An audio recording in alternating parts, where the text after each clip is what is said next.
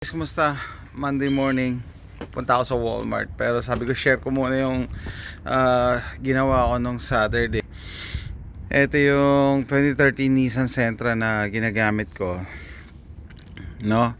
So I think this year nagpalit ako ng shocks, ng suspension, and then may lumalagitnit, no? Squeaking sound pag nagdadrive ako, lalo na pagka medyo hindi pantay yung kalsada.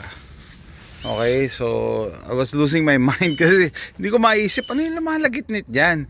So una kong inisip, sabi ko baka merong item dito sa likod na yan, kumakalog-kalog. So tinanggal ko lahat yan, and then ganun pa rin. So finally, Sabado meron akong time, ginak ko to, tinaas ko, tinanggal ko yung gulong. Ayan. So sabi ko baka nakalimutan kong lagyan ng rubber bushing in between this. Ito ano to bakal yan, tapos ito bakal din to. So baka dyan lumalagit nito, baka hindi ko nalagyan ng bushing. So nilook back ko yung previous installation video ko, wala naman talagang bushing dyan. Pero ang nangyari, maluwag pala. Maluwag. Ano bang tawag dito? Yan.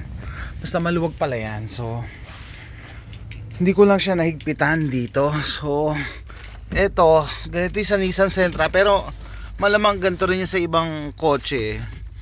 Yan siya. May cover lang yan na rubber. Tanggalin mo dito. Tanggalin mo dito. Tapos yan, maluwag pala. Hindi ko nahigpitan pa para bumaba, para i-sandwich niya talaga yung yung goma naman sa taas. So para higpitan mo yan, kailangan mo ng vice grip para hawakan yung nasa ibabaw. Yan, yung nasa taas. Bakit? Kasi pag hinigpitan mo yan ng walang vice grip or something na hahawak dyan, iikot lang yan na iikot, hindi mo yan mahigpitan. Okay?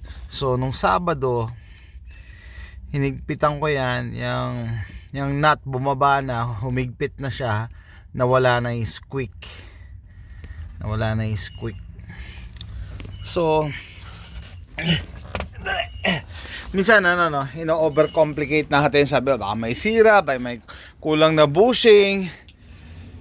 And yun na, tinest drive ko na ng weekend, nawala na yung squeak. To the point na nakakairita talaga yung squeak dahil habang nagdadrive ka tumutunog no?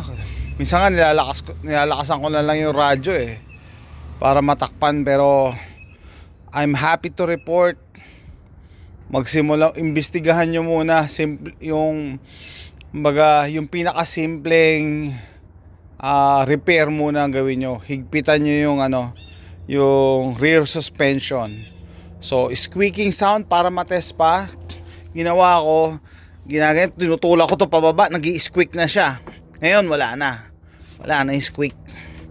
Wala na yung squeak, no? So yung suspension may gap, tumatalon yung metal to metal.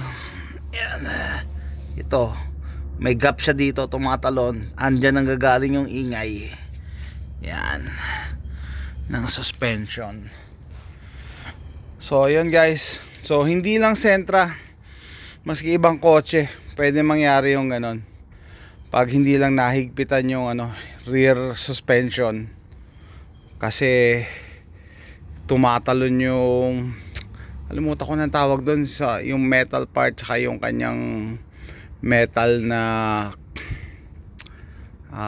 nasa ibabaw yung nakapatong. So ayan guys, quick video lang. DIY paano mawala yung squeaking sound pag meron kayo sa rear, sa rear. Syempre ibang usapan yun sa front. So that's it guys, thanks for watching.